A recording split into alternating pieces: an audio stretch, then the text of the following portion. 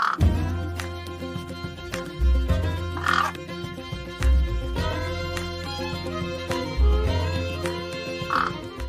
completely filled up a notebook and a binder here with questions related to homesteading that I didn't think other people had answered to my satisfaction. If you have seen my How to Feed Your Animals Without the Feed Store video series, you know how seriously I take this. But one of those questions was, how much do homestead YouTubers actually make per month, and is it worth it? Which, if you are watching this and you are considering starting your own channel, please do. Finances aside, we actually really need you. Yeah, there are a lot of homesteading accounts on here and I love to see them, but I want more diversity and I want more people to show what they've learned. I want to show what they messed up and what they've got right. I want to see people with shaky cameras and poor equipment and terrible editing skills. I want people who are more homesteaders than like actual YouTubers, okay? You might be worried that people aren't gonna care, but I'm gonna care, okay? If nobody else does, I'm here, I care. And like share the nitty-gritty, super boring details. Like for instance, if you watched my goat video, I was really struggling to find any statistics for goat growth over from like 1 to 6 months. People just aren't sharing that information online, and that would be ridiculously helpful. So if you have even just an inkling of wanting to do this, please do, because I would love that so much. With all that said, let's get into the numbers of this, and I will share what I made in my first 30 days of posting and then my first 30 days of actually being monetized. I know I am kind of an outlier by getting monetized this early, but then again, I think it boils down to we are all desperately craving people who are just going to share like the best information possible and not draw it out. You don't have to have good equipment or any of that stuff, clearly. I am genuinely just doing my best. I've got my iPhone here. I was lucky enough to be raised in ag, and now I've got my own homestead like 1,800 miles away. And I'm just sharing what I've learned and what I've messed up. So let's get into it. 30 days before I posted my first video, I would wash my dishes and prop my phone up here and watch YouTube videos on how to get better at YouTube. During that time, I learned that you should start your channel with 5 videos and then post once weekly at least. So that's what I did. I made these 5 videos over the course of 2 or 3 weeks, and then I uploaded all 5 on February 27th. 4 of those were educational homesteading how-tos, and the 5th was more of a video journal or homestead vlogging. Exactly 1 month later, on March 27th, YouTube monetized the channel. I have 2 main categories I post in, vlogging and educational. That is intentional, and I have to give credit where credit is due. My absolute favorite YouTube channel is an educational farmsteading channel called The Farmhand's Companion. I started following him on my personal account a decade ago, and I watch literally every single video that he posts.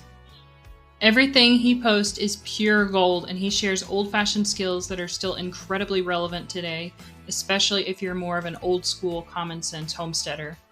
I highly recommend starting with his playlist on how to build an old-fashioned barn. I've taken notes from that, and I hope to do something similar with our horse barn. Highly recommend it. Please go check him out after this. My second favorite channel, The Land of Slow Living, is strictly vlogging style, and I am hooked. I have never spoken to Laura, and yet I feel like we are best friends. She does such a good job. They are documenting their made-from-scratch homestead in Estonia, and they do a fantastic job of showing the functionality, beauty, and the progress of their property. This channel is the reason why I made a Homestead Stories playlist for my own channel. I think all of this is my long-winded way of saying that I think the reason why my channel did so well in the first 30 days is because I tried to emulate these 2 special channels. They just resonate with me because they feel so raw and so authentic. That first week started out so much better than I expected. I uploaded those first 5 videos on the 27th. Now, here in YouTube Studio, it shows the 26th, but that's not correct. I think that my time zone has everything off by 1 day in here. So I uploaded a total of 8 long videos in the first week, plus 6 shorts, but those did not perform as well, so I'm not even going to talk about those right now. The best performing video was the How to Brain Tan a Rabbit Hide with Real Brains video. I think I'm the only person to actually show how to extract and apply brains to a pelt on YouTube, so that was kind of fun. I gained 1 follower on the 26th, and then 35 more on the day that I uploaded those first 5 videos. By the end of the week, the channel had 337 subscribers, and I was very pleased with that. The second week, I uploaded 2 new long-form videos. Those videos were part 2 of how to brain tan a rabbit hide and how to cut and cook a rabbit. I also uploaded 3 shorts. About 150 new people joined us this week, bringing the channel up to 508 subscribers. To be monetized, you need 1,000 subscribers and 4,000 watch time hours. So by the end of the 2nd week, the channel had 676 watch time hours. At this point, the best videos were brain tanning rabbit hides, how to dispatch and butcher a rabbit humanely and without waste, and our homestead tour.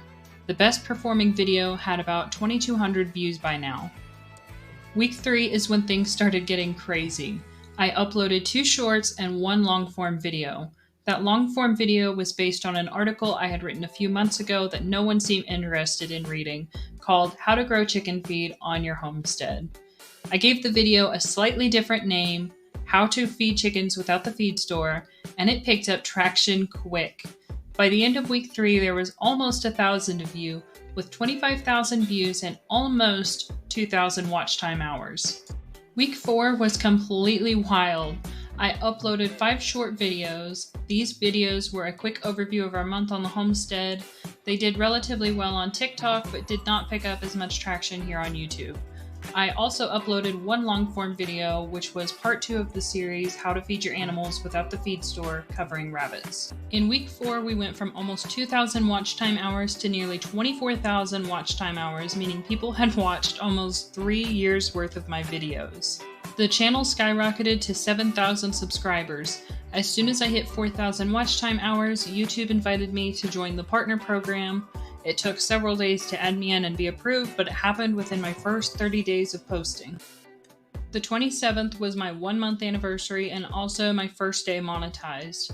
I was monetized around 3 p.m. that day, so from 3 p.m. to midnight, the channel earned $65. The 27th had 19,000 views that day, but just a few days before, I had my highest view day with 52,000 views. I don't even want to calculate how much I would have made if I was monetized just 3 days sooner. From the 27th of March to the 27th of April, I posted 13 shorts and 3 long forms. I did miss an upload day because my goal is usually 4 long videos per month. The cattle feed video took me about 45 hours to make, and that was a little more than I could make happen in 1 week.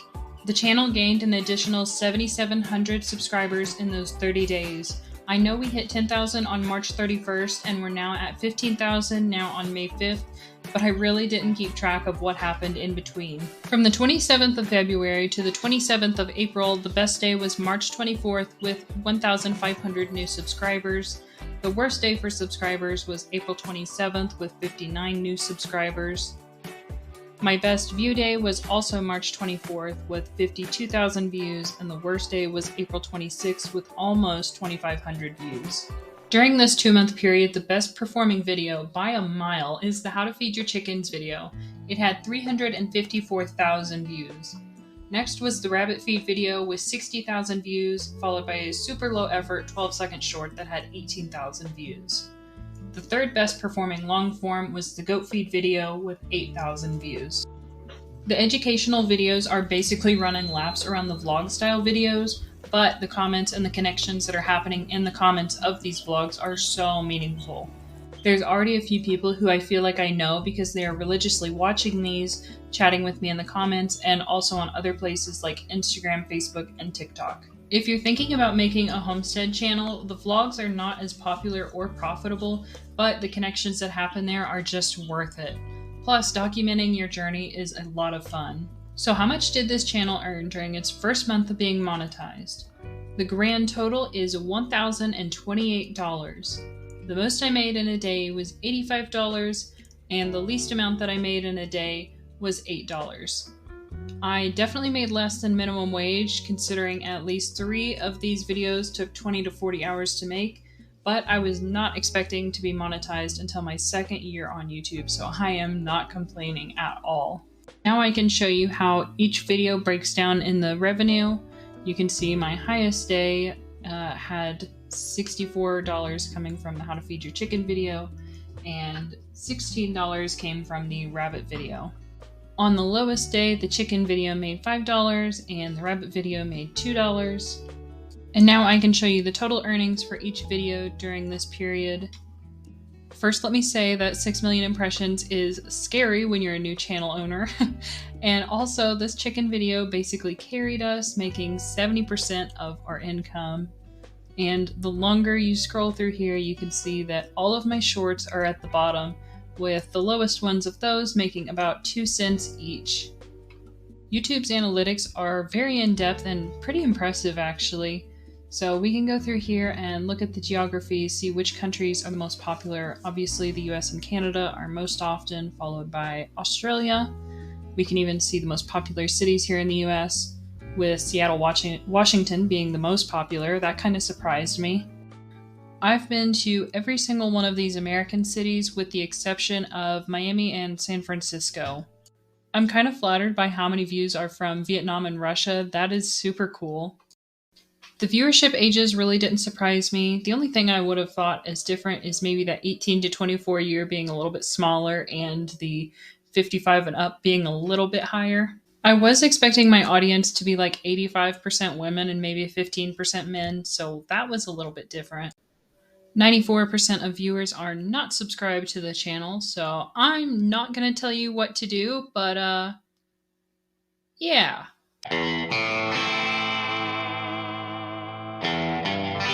Now you've seen the inside of my YouTube studio. I hope that this was helpful or at least entertaining. I doubt that I'll do another monetization style video like this one again. I'm much more interested in homesteading numbers rather than YouTube metrics, but this was a lot of fun to do, and I know that videos like this are helpful if you're considering starting your own channel. So thank you for hanging out with me, and I'll talk at you again next Monday.